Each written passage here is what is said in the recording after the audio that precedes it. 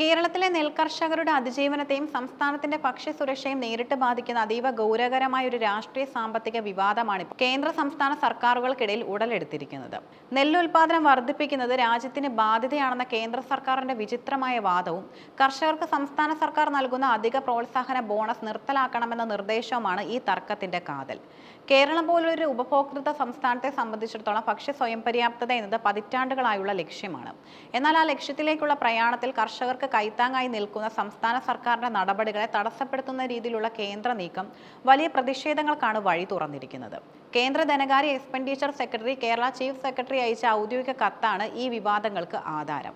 രാജ്യത്ത് അരിയുടെയും ഗോതമ്പിന്റെയും ഉൽപാദനം ആവശ്യത്തിലധികമാണെന്നും ഇത് സംഭരിക്കുന്നത് പൊതുഖജനാവിന് വലിയ സാമ്പത്തിക ഭാരം ഉണ്ടാക്കുന്നുവെന്നുമാണ് കത്തിലെ പ്രധാന ഉള്ളടക്കം. അതിനാൽ സംസ്ഥാനങ്ങൾ നൽകുന്ന അഡീഷണൽ ഇൻസെന്റീവ് ബോണസ് നിർത്തലാക്കണമെന്നും കർഷകരെ കൂടുതൽ ഉൽപാദനത്തിലേക്ക് പ്രേരിപ്പിക്കരുതെന്നും കേന്ദ്രം ആവശ്യപ്പെടുന്നു. കേന്ദ്ര നിർദ്ദേശത്തിനെതിരെ മുഖ്യമന്ത്രി പിണറായി വിജയൻ കടുത്ത ഭാഷയിലാണ് പ്രതികരിച്ചത്. തന്റെ ഫേസ്ബുക്ക് കുറിപ്പിലൂടെയും പ്രസ്താവനകളിലൂടെയും അദ്ദേഹം ഉയർത്തിയ പ്രധാന പോയിന്റുകൾ ഇവയാണ്. നെല്ലുൽപാദനം വർദ്ധിപ്പിക്കുന്നത് നാടിന് ബാധ്യതയാണെന്ന വാദം ലോകത്ത് ഒരിടത്തും കേട്ടുകേൾവിയില്ലാത്തതാണ്. ഉൽപാദന വർധനവിനെ ശത്രുതാപരമായ മനോഭാവത്തോടെ കാണുന്നത് കർഷക വിരുദ്ധതയാണ്. കേന്ദ്രം നിശ്ചയിക്കുന്ന മിനിമം താങ്ങുവിലയ്ക്ക് പുറമെ കിലോയ്ക്ക് 6.31 രൂപ ബോണസ് നൽകിയാണ് കേരളം കർഷകരെ ചേർത്ത് പിടിക്കുന്നത്. കേന്ദ്രവിഹിതം കൃത്യസമയത്ത് ലഭിക്കാത്ത സാഹചര്യത്തിലും സംസ്ഥാനം സ്വന്തം നിലയ്ക്ക് ഈ തുക നൽകുന്നു. ഇതിൽ കേന്ദ്രത്തിന് എന്തിനാണ് അസ്വസ്ഥതയെന്ന് മുഖ്യമന്ത്രി ചോദിച്ചു.